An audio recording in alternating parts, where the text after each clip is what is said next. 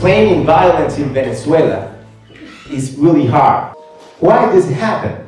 It's not because we have now more people and we have now more crime. If we go back to 1998, we have a rate of murders of 25 murders per 100,000 inhabitants.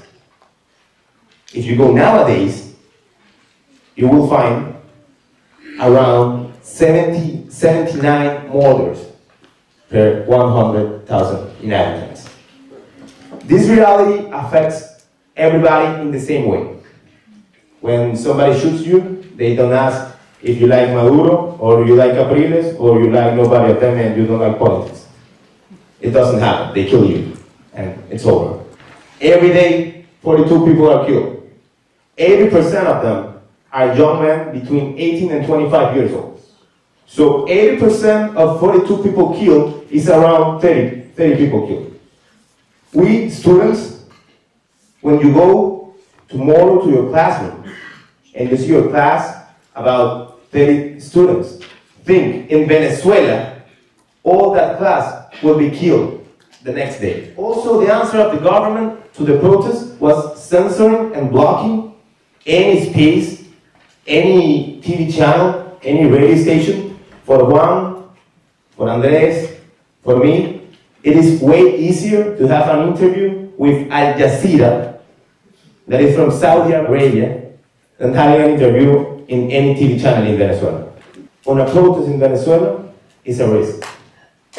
We are not, we don't want to kill anybody, we don't want to go against anybody, but every day when we wake up and we say to our moms, bye bye mama, me voy, we know that that maybe is the last moment you're seeing your mother.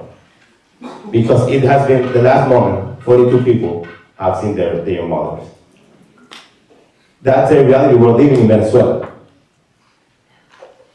Surprisingly, and hopefully, everyday violence may become bigger, but people don't go back home. Everyday people commit more on the protest. We support a non-violent protest and we support a peaceful solution to this crisis. Many friends of mine, many classmates have been detained and many others have been injured by the violence in Venezuela. But we have to understand why we came to the streets. And it didn't begin on February the 12th. This movement started in Táchira, that is a state inside the country near Colombia. And this all began because a student was tried to rape by some criminals. And many other students stopped this situation, and after that they went to the streets and started protesting. After this happened in San Cristobal, the protest went to Mérida. In Mérida, many other students were detained by the government and sent to jail in Falcón. So we marched February the 12th until la Fiscalía General de la República, demanding justice and freedom for our classmates from Táchira and Mérida. After this happened, the fight was way bigger than the student movement. It became a social movement.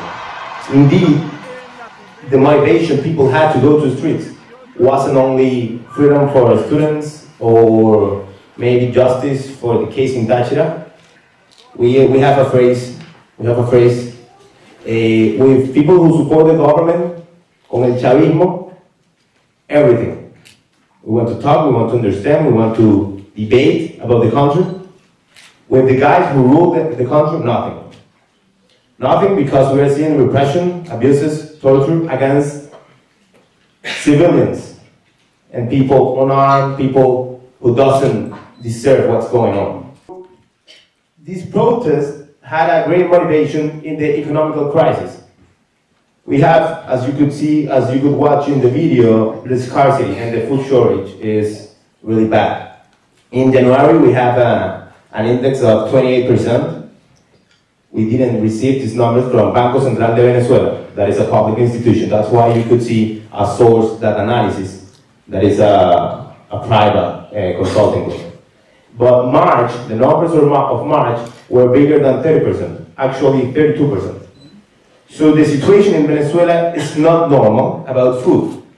Normally you could have 10% of food scarcity. Maybe you go sometimes to a supermarket and you don't find one product, but if you go to another you will find it. In Venezuela that's not happening. We are living critical situations related to war actually. We have many supermarkets control the access by militaries. That image is becoming everyday normal in our society, and we want to go against that. It is impossible for civilians to receive orders and be in control by armed people for getting milk, coffee, or sugar. That's not what we deserve. As Venezuelans, as civilians, that's not human. The government has improved and supported the paramilitary groups. We have in Venezuela colectivos, and that's how we call them. Those are groups who make social actions and make work for their communities. And some of them become violent groups, and we call them paramilitary groups. Why we call them and why we use that name that sounds maybe hard and sounds maybe strong? Because they go, they attack any protest, they receive no repression and no sanction from the police or the Guardia Nacional, that is part of the army. And we have seen how we have the police over here and the colectivos go around them and nothing happens. You could see here a video where a guy was naked and with no clothes. That happened in La Universidad Central de Venezuela. That happened in a university like this one. These guys were protesting, and these colectivos arrived to the place, took the clothes out, and humiliated them. For anybody who has seen history, we know the picture of making people get naked and making them walk. We can remember images through history, and the guys who do that and who did that in the past, we know their condition. We can't accept this continue. It happens in Venezuela. Inflation is a really important issue that in the last 2 years has increased a lot.